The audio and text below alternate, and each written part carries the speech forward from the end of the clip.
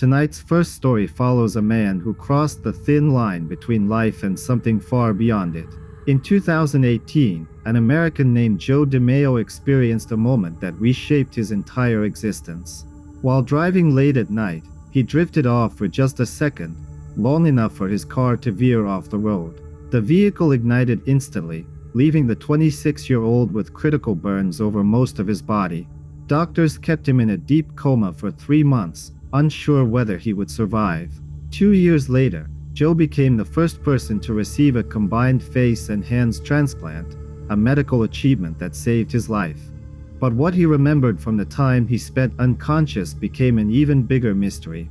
Joe eventually revealed that while he was in that state, he was still aware of the world around him. He heard voices, felt the shifting of his bandages, sensed warmth and cold. At times, discomfort would slip into his dreams, mixing with surreal images. But what he saw in that other place was unlike any dream. Joe described endless rolling hills covered in fog, and walking beside him was his old dog, who had passed years before. The animal looked alive, peaceful, as if nothing had changed. "I don't think it was a dream," Joe later said. "It felt like somewhere you go when everything else fades." Scientists call these experiences near-boundary states, where the mind lingers between awareness and shutdown. But Joe insists nothing about it felt imaginary. He claimed he could sense motion behind him, hear faint footsteps, and feel a presence that seemed to watch him from a distance. As he recovered, relearning how to walk, hold objects, and accept his new reflection, those memories didn't disappear. Instead, they grew sharper, as if that other world refused to let go. Today, Joe lives a second life that medicine helped rebuild. But the memory of those fog-covered hills, and the loyal companion waiting for him there, remains a silent reminder that the border between life and whatever lies beyond may be thinner than we think.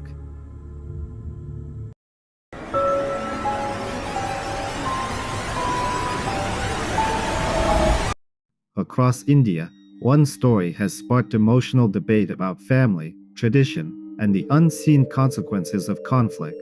A young couple, deeply committed to each other, planned to formalize their relationship, but their families stood firmly against it. Beliefs, traditions, and religious differences created a divide neither side could bridge. Tensions escalated, and a devastating incident followed. Authorities later confirmed that the young man lost his life during a confrontation involving members of the girl's family. But what happened next stunned the entire region. Determined to honor the bond she believed was unbreakable, the young woman proceeded with a symbolic wedding ceremony in memory of the man she loved. His family supported her decision. She publicly distanced herself from her own relatives, declaring that some connections cannot be undone by force or fear. The story spread across the country, prompting passionate discussions about cultural expectations and personal choice. Many saw it as a heartbreaking reminder of how powerful and dangerous social pressure can become. Yet even now, the atmosphere around the event remains heavy, as though something unresolved lingers in its wake.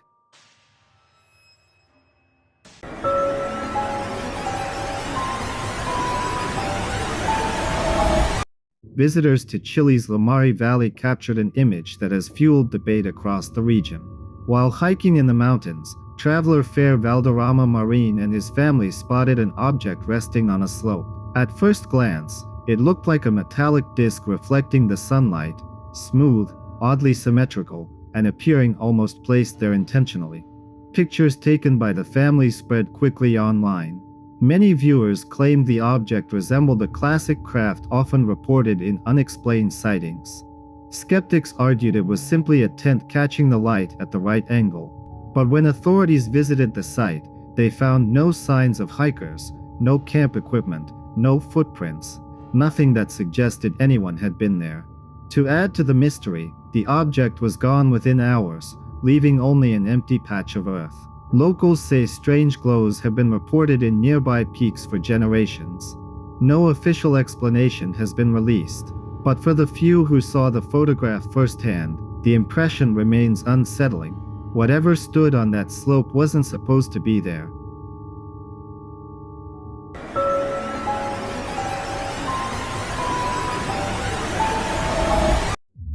In 2008, a young man named Jordan lost his life during a late-night confrontation. His father, Matthew, a trained psychologist, faced a level of grief he could not overcome. Traditional therapy, reflection, and time offered no relief. Years later, Matthew heard of a controversial technique said to help people cope with deep loss. Its goal was to guide the mind into a state where memories could surface with unusual clarity, sometimes so vividly that individuals reported sensing the presence of loved ones who had passed on. During Matthew's first session, something unexpected happened.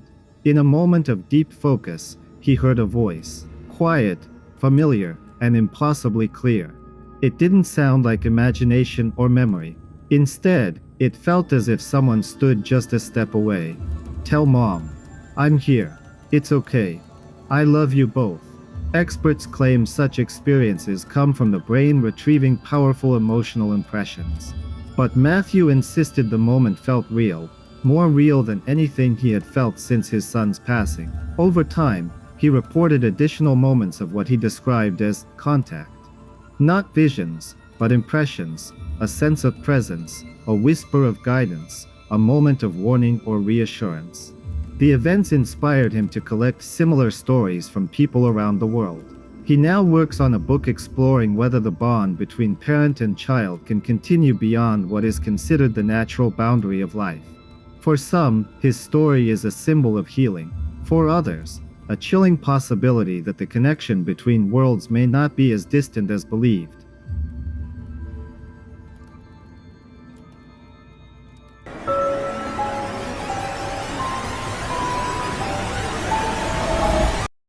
A disturbing event in the Indian state of Tripura has left an entire community shaken.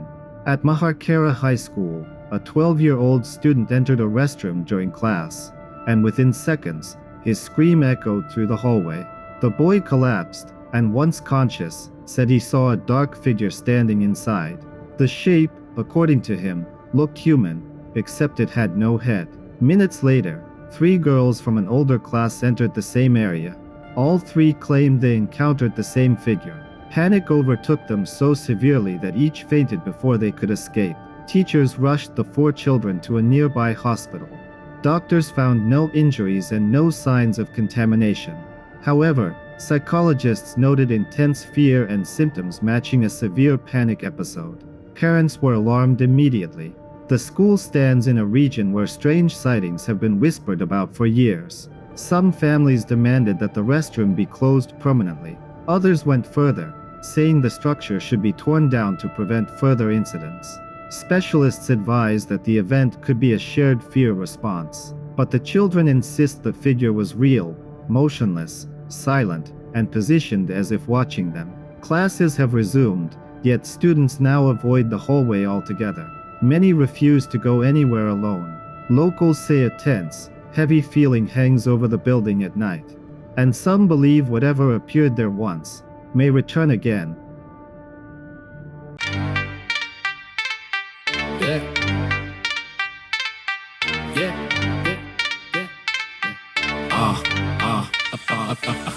There you're my sunshine, cookies and milk. Now it's lawsuits, eviction. Your venom I spilled. You took the flat keys, bitch.